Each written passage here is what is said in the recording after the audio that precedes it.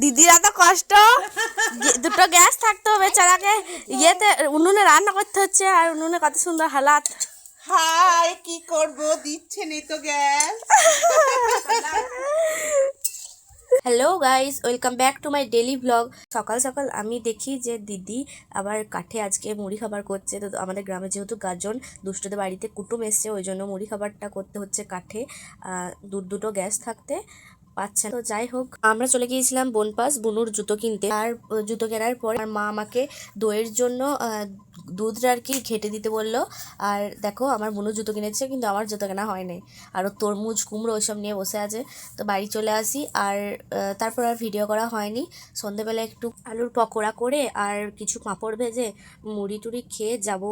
ওখানে গাজন হচ্ছে, ওখানে ধুনো সেবা হচ্ছে, ওটা দেখতে মানে কদিন ধরেই হয়, চড়কের দিন পর্যন্ত। তারপর আমরা সবাই মিলে চলে যাচ্ছি। দেখো, হ্যালো গাইস, দেখো আমরা চলে যাচ্ছি চড়ক দেখতে। এ টাকা পুচু, হাই গাইস, এই চড়ক কি বলে? ও ধুনো সেবা, ধুনো সেবা। অন করে কিছু দেখাই যাচ্ছে।